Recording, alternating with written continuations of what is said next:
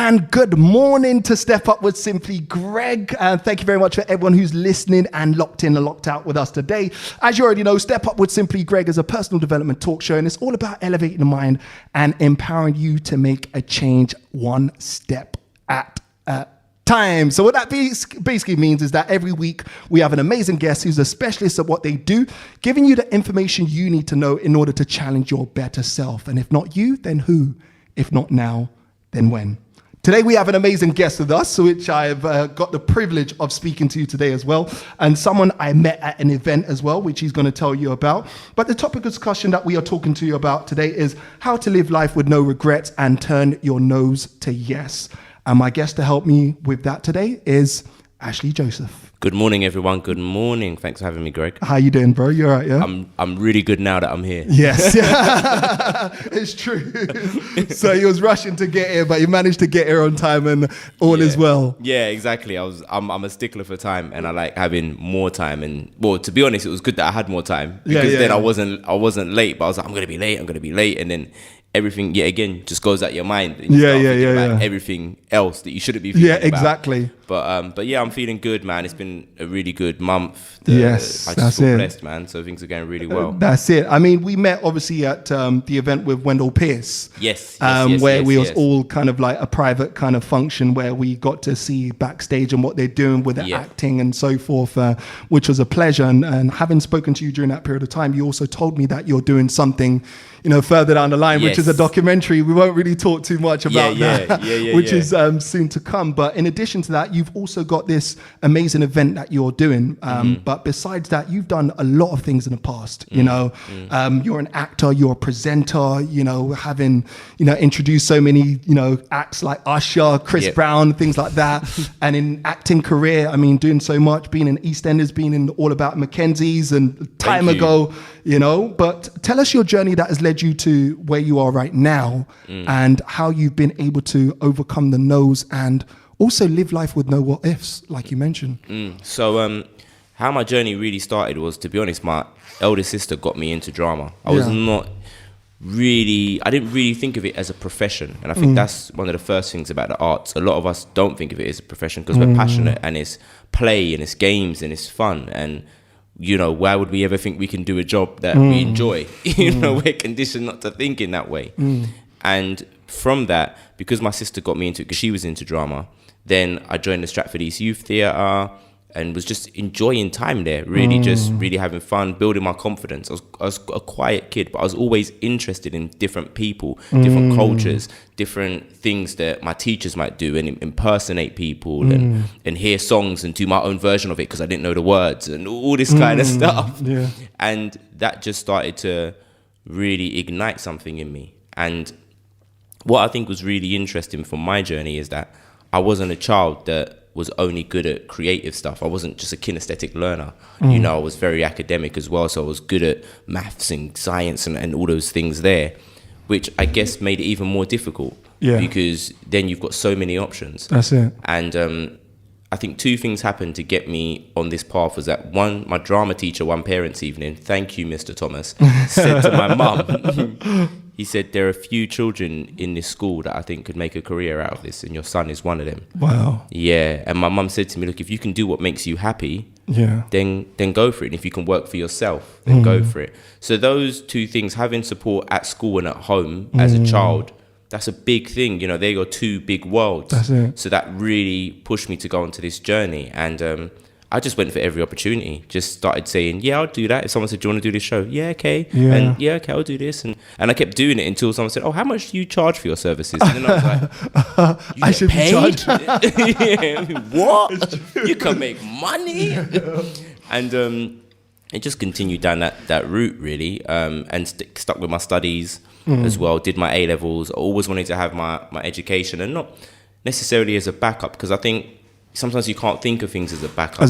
Yeah, but to further enhance. And that's the beautiful thing about being an actor, is that nothing I do is not going to enhance me. For example, I'm a 2-star silver skier. So if a film comes out where they need a black guy who can ski, I don't think there's many of us. Well, I can as well. Hey, don't let Greg in. Don't let Greg in the audition. But as soon as you see that, I'm like, Greg, I told told you, bro. It's true. Production, get him out. But that's the thing about enhancing yourself. For me as an actor. Yeah. So I guess that's where my journey started. I got really lucky where I got accepted to university and didn't go. And if I'm honest, I'm gonna be completely honest, and I love to be honest when I'm talking to people, because there are people out there thinking this might be my journey. I might be at this stage. That's it. And if I'm honest, coming from a single parent family, I was very, very scared about taking this loan. Wow. I was very, very scared about coming out of uni with debt. Yeah. And so I said to my mum, Mum, look, give me a year to try and make it work as a performer. And if not, then I'll go uni, because I've got the grades. I got accepted to 3 universities. So I'm sure someone will have me in a year. Yeah. And in that year, I got lucky twice. But I'd been going out, meeting people, talking to people, doing stuff. And MTV Base picked me to present a show for them. Oh, wow. And a friend of mine, he had an audition for a play, a hip-hop drama. And he came out of the audition and he phoned me and he was I remember that hip-hop drama a long time ago. The hip-hop drama called Locked In. Yeah, man, this is like, I don't want to say, I'm still pretending I'm 22. And he called me and said, look, they're seeing people today, try and go down there. And I didn't know at the time, but the part that I auditioned for was a part he auditioned for. But he thought Ashley should do this part. And that, for me, yet again, that's a good sign of friendship and support in our community. That's it. Because really, you're talking yourself out of work. That's it. And I got this job. I got the lead in this tour. It went around the UK, and I got an agent. And from that agent, that's when I got things like EastEnders and worked with Lenny Henry and started going down that road. But I'm sure we'll talk more about stuff, but that's kind of where I got to. And I was with that agent for 10 years and had another agent, but in between there's opportunities that I've got that's not directly come from my agent. So you still have to make your own luck. So I think some people feel like, I've got an agent, I've got a manager, it's going to happen. Sit on that. Yeah. You can't. And just one little thing I wanted to say as well, I did a course in New York about maybe 6 years ago now. Yeah. And this actress came in to do a workshop. Her name slips my mind, but what she said was really interesting. She said to us, how much commission does your agent get or your manager? And everyone was saying, well, 10, 15%, 20% at the most. And she said, well, how much of the work do you expect them to do? And that's the thing, you got to look at it and go, whether you're looking at it from a monetary position or from an investment position, 80% of what you do has to come from you, minimum. And once you start putting that energy out there, it will come back. When my agent looks at my diary, they're like, well, Ashley's got all these things booked in. We didn't book them things. Yeah, because I'm putting stuff out there. Active. Yeah, and and my agent now is amazing. They're like, yeah, great. Tell us what you're doing. We'll come down. We'll support this. We'll let people know. And it creates more of an energy because they can say, well, our client's currently doing this. Our client's currently doing that.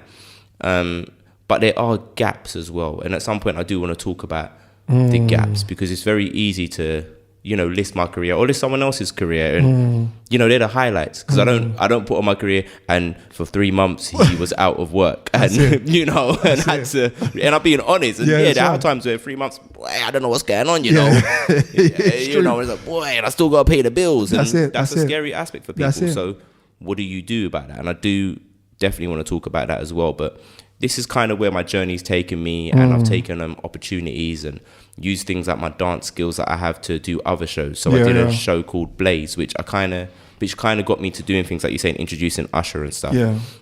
So I did this hip hop show called Blaze, and the reason why I did it was it's a dance show with 16 dancers, and one of those dancers is an MC, but they have to have dance skills. But they have to be able to rap, do comedy, present. So for me, it was great. And I thought, I'm going to use this as an opportunity here, because I really wanted to do more international work. I wanted to get out there, and I weren't getting the opportunities. And I thought, this is the first opportunity. And to be honest, it wasn't the best paid job in the world. It was a hard job, man. There was a lot of body conditioning we had to do. But I did that job, and we went to lots of different countries, and we did a show in Dubai. And literally, I met this gentleman who was talking backstage, and he had nice shoes. This is the truth, man. He had nice shoes, and I like a good shoe. And I said to him, where you get them shoes from? And he said, Camden. And I'm thinking, we're in Dubai. So you know about Camden? And he starts talking and saying, I'm from the UK and everything. And then he sees the show, and I didn't know who this guy was. We were just chatting. And then after he goes, I think I might have a job for you. Take my card. took his card, and then all of a sudden I was having to do a lot of press interviews over there. And I was thinking, they never asked me to do the press interviews for this show. I'm thinking, what's going on? I've been doing this show for 4 years. What's going on? Yeah. It turns out that this man is the president of Live Nation Middle East, Oh, the wow. biggest entertainment company in the world. He manages the whole of the Middle East. Yeah. And he calls me up and he flies me back out to Dubai, and I host Dubai Music Week, where I introduce Jason Derulo, Eddie Goulding, 30 Seconds to Mars with Jared Leto. And that was 2015, and ever since then I've gone back and done stuff. So obviously done Black Eyed Peas, Enrique Iglesias last year. We did Usher, Akon and Chris Brown just gone. But yeah, again, that's the thing of taking an opportunity and looking at the potential of something. That's it. You know, because I could have said, no, I don't want to do that job. That's it. It's not well paid. That's it. But it's not always about the money. What's the long term? And that's the thing where I've identified a lot of people restrict themselves from taking on certain things because their mind is in the wrong place. With you, not only do you love what you're doing, and you was just flowing, but you understood energy. You know, Absolutely. and that's important. And you kept yourself just moving. Yeah. That's a powerful one there. So thank you very much once again for everyone who's locked in and locked out with us at the moment. We're speaking with Ashley Joseph. He's an amazing actor, talented as he is, and also a presenter and a writer as well. So after the ad break, what we'll be doing is going further into giving you steps of what you can also do in order to also live life with no regrets and no what ifs and turn your no's into yes. So that's what we're going to talk about. Don't touch that dial. See you after the break.